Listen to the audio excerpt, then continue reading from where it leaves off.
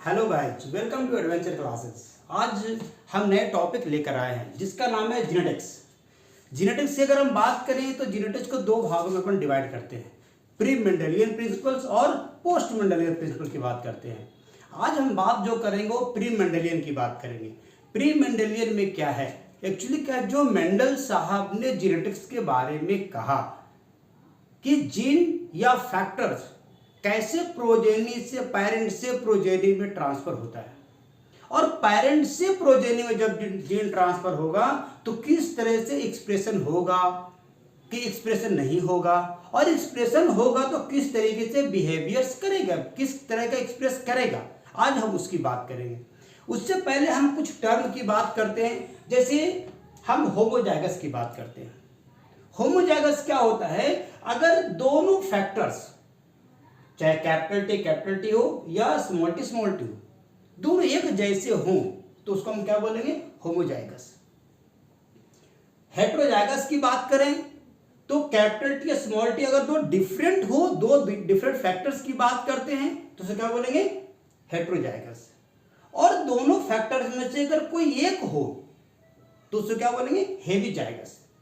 ठीक है। इसके बाद अगर हम बात करें कि अगर हम मेंडेलियंस की बात करते हैं तो कोई भी फैक्टर्स या कोई भी जीन्स अगर पेरेंट से प्रोजेनी में ट्रांसफर हो रहे हैं तो कितने तरीके का गैमेट्स बनाएंगे, नंबर ऑफ गैमेट कितने होंगे।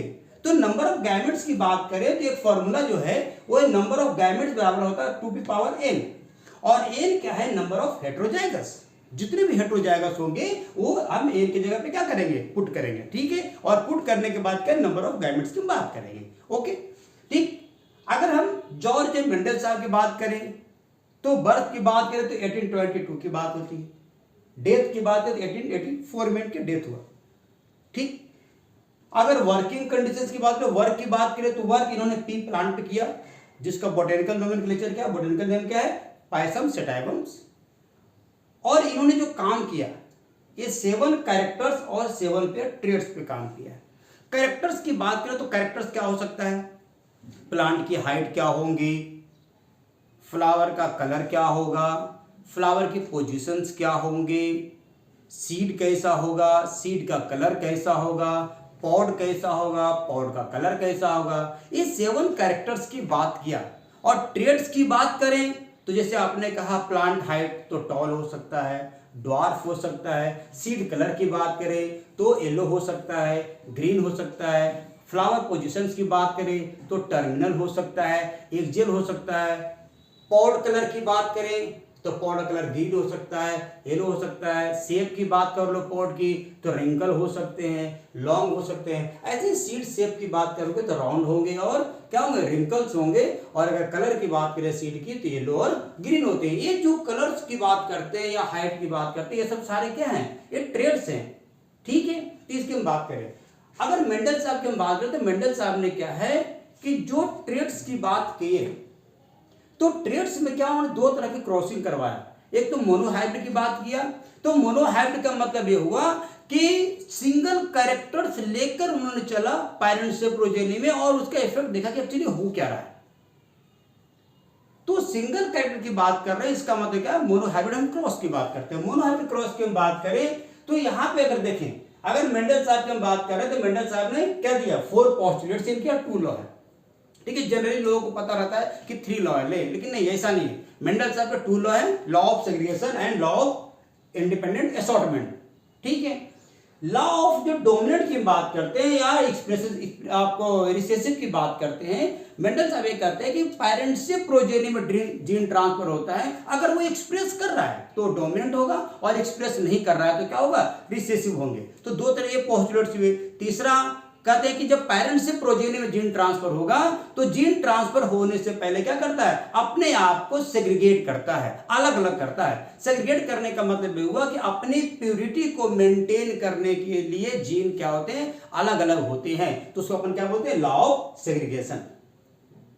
और सेग्रीगेशन होने के बाद जब वो अपने आप को अरेंज करेंगे on the basis of dominancy, dominant के बेसिस पे जो जीन अरेंज होता है उसको अपन क्या बोलते हैं, लॉ ऑफ इंडिपेंडेंट असॉर्टमेंट। क्योंकि सारे जीन जो होते हैं वो एक दूसरे से इंडिपेंडेंट हैं, और इंडिपेंडेंट होने के बाद जीन को ये पता होता है कि कौन सा जीन कितना इंपॉर्टेंस है, उसके बेसिस पे क्या होगा, अरेंज हो जाएगा। और जब अरेंज होगा तो उसको अपन क्या बोलेंगे, लॉ ऑफ इंडिपेंडेंट असॉर्टमेंट। अगर हम क्रॉसिंग की बात करें तो मोनोहाइब्रिड क्रॉस की हम बात करते हैं तो मोनोहाइब्रिड क्रॉस कहने का मतलब सिंगल कैरेक्टर की बात की है। और सिंगल कैरेक्टर की अपन बात करते हैं तो जैसे आपने लिया कि पेरेंट से लिया, पेरेंट आपने P1 कह दिया, P1 पेरेंट की हम बात करते हैं तो P1 पेरेंट की बात करते हैं, आपने कहा कि टॉल प्लांट लिया और हमने डॉर्फ प्लांट लिया, दो पेरेंट्स लिया हमने। और टॉल प्लांट के लिए हमने कैपिटल टी लिया और डॉर्फ प्लांट के लिए क्या लिया, स्मॉल टी। ये क्या होता है, पीबीएल होता है, प्योर ब्रीडिंग लाइन है। प्योर ब्रीडिंग लाइन कहने का मतलब ये वाइल्ड है, इसमें किसी भी तरह का आपको इम्प्योरिटीज, हाइब्रिडाइजेशंस, म्यूटेशंस किसी भी तरह का इसमें नहीं है, ठीक है। इसके बाद अगर हम बात करें जब ये पेरेंट से प्रोजेनी में जीन ट्रांसफर होगा तब क्या होगा, उससे पहले सेग्रेगेट होगा। सेग्रेगेट होने का मतलब अलग अलग हुआ। और अलग अलग हम बात करते हैं, अगर मान लीजिए कि आपने इसको क्या कहा, ये 100% है, आपने लेके चला, क्योंकि पीबीएल आपको प्योर ब्रीडिंग लाइन है। और अगर ये पीबीएल प्योर ब्रीडिंग लाइन है, अगर ये क्या होता है कि जब आपको पीबीएल है तो यहाँ पे क्या होगा, पेरेंट्स जब प्रोजेनी में जाएगा तो क्या होगा, सेग्रेगेट करेगा। और सेग्रेगेट करेगा तो क्यों करेगा, ये क्या होता है कि प्योर अपने प्यूरिटी को मेंटेन करने के लिए क्या होता है, ये सेग्रीगेट होता है, इसलिए इसको अपन बोलते हैं law of segregation. Law of segregation या लॉ ऑफ प्यूरिटी। तो ये भी क्या हुआ, 100% है कि नहीं अपने आप में, ये भी अपने आप में क्या है, 100% है। सेम कंडीशन ये भी क्या अपने आप में 100% और ये भी क्या अपने आप में 100% है। जब ये प्रोजेनी पेरेंट से प्रोजेनी यानी ये फोर्थ जनरेशन में जब ट्रांसफर हुआ तो क्या हुआ, कैपिटल टी स्मॉल टी, यहां ये क्रॉस करके हुआ हेटेरोजाइगस बनेंगे और इसके और इससे क्रॉस करेंगे ये हेटेरोजाइगस बनेगा। यानी नंबर ऑफ हेटेरोजाइगस कितने होंगे, एक, और एक कितने होंगे, दो। तो दो पे पावर कितने होंगे, दो, क्योंकि एक क्या हो गया 2 हो गया, तो कितने होंगे 4। तो यहाँ पे जो 4 प्लांट मिले मेंडल साहब को, तो यहाँ पे उन्होंने क्या देखा कि सारे प्लांट जो मिले वो टॉल प्लांट मिला, एक भी डॉर्फ प्लांट नहीं मिला, एक भी मिक्सिंग प्लांट उनको नहीं मिला। तो F1 जनरेशन में जो फर्स्ट फीलियल जनरेशन आप जिसको बोलते हैं वो क्या मिला, सारे प्लांट टॉल मिले। जब इसको उन्होंने क्या किया, सेल्फिंग करवाया। जब सेल्फिंग करवाया, क्योंकि यहाँ पे कोई डिफरेंशिएशन नहीं हुआ, तो उसके बाद उन्होंने क्या किया, सेल्फिंग करवाया। और सेल्फिंग कराने के बाद उन्होंने क्या देखा कि यहाँ पे कितने गैमेट बनेंगे, क्योंकि नंबर ऑफ गैमेट्स कितने होंगे, 2 पे पावर n है तो 4 गैमेट बनेंगे, इसके भी 2 बनेंगे और इसके भी क्या बनेंगे, 2 बनेंगे, तो 4 गैमेट बने। अब 4 गैमेट में आप ये कह सकते हो कि एक मेल कह लो तो दूसरा क्या हो जाएगा, फीमेल हो जाएगा, ठीक है। अब यहाँ पे मेल है जो क्रॉसिंग कराएंगे तो कैपिटल टी बनेगा, कैपिटल टी स्मॉल टी बनेगा, स्मॉल आपको कैपिटल टी स्मॉल टी और कैपिटल स्मॉल टी बनेगा। ये पीबीएल प्योर ब्रीडिंग लाइन अगर हम मान के चल रहे तो ये क्या हो गया, टॉल हो जाएगा। और ये क्या हो जाएगा, अब यहाँ पे ये तो टॉल हुआ है, इसके लिए अपन क्या लिख चल रहे थे, डॉर्फ लिख चल रहे थे। तो ये तो कंफर्म है कि ये तो टॉल हुआ और ये डॉर्फ हुआ, क्लियर है। लेकिन अगर मान के चलिए मेंडल्स के फर्स्ट पोस्टुलेट्स के अनुसार की बात करें कि अगर ये जो है ये इस पे डोमिनेंट हुआ होगा, अगर कैपिटल टी स्मॉल टी पे डोमिनेंट हुआ होगा तो डोमिनेंट होने के बाद क्या हुआ, तो कैपिटल टी क्या करेगा, एक्सप्रेस करेगा। और जब कैपिटल टी एक्सप्रेस करे तो क्या हो जाएगा, टॉल हो जाएगा। और ये भी एक्सप्रेस करे तो क्या होगा, टॉल हो जाएगा। अब जब यहाँ पे टॉल की बात करते हैं तो फिनोटाइप कहने का मतलब जो आपको नेकेड आई से दिख रहा है, तो क्या दिखेगा, टॉल दिखेगा और टॉल दिखेगा और क्या दिखेगा, डॉर्फ दिखेगा। तो फिनोटाइपिक रेशियो क्या आएगा, 3:1 आएगा।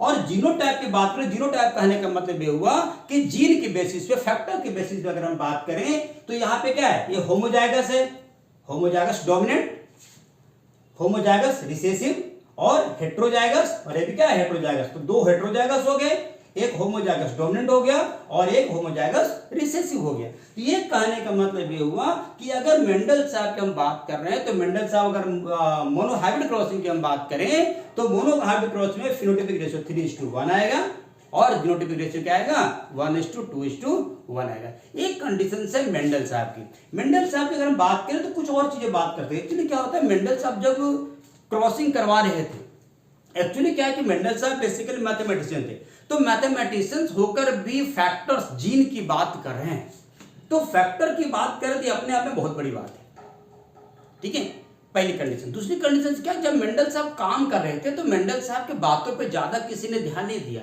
ध्यान नहीं देने का कारण क्या है, एक्चुअली क्या है कि अगर हम बात करें ऑन अर्थ, अर्थ की बात कर रहे हैं तो अर्थ पे सबसे बड़े साइंटिस्ट की अगर हम बात करें उस कंडीशन पे 1884 की बात करें, 1852 की बात करें, 19th सेंचुरी की बात करें तो सबसे बड़े साइंटिस्ट जो हुए वो आपको डार्विन साहब हुए। चार्ल्स डार्विन साहब की बात करें तो चार्ल्स डार्विन साहब ने क्या है कि उनका जो काम था उस समय वो ये काम था कि इस अर्थ पे, इस अर्थ का डेवलपमेंट कैसे हुआ, नेचर का डेवलपमेंट कैसे हुआ, यूनिवर्स का डेवलपमेंट कैसे हुआ, और यूनिवर्स के डेवलपमेंट होने के साथ साथ इस पे ऑर्गेनिजम्स कैसे डेवलप हुए। तो दुनिया भर के जितने भी साइंटिस्ट थे वो सारे साइंटिस्ट ये देख रहे थे कि आप जो डार्विन साहब है वो एक्चुअली वो क्या रिसर्च कर रहे हैं, क्या कहना चाह रहे हैं, क्या बोल रहे हैं। तो सभी का फोकस जो था वो आपको डार्विन साहब पे था। तो डार्विन साहब पे फोकस होने की वजह से क्या हुआ कि मेंडल साहब ने क्या किया ये किसी ने ध्यान नहीं दिया।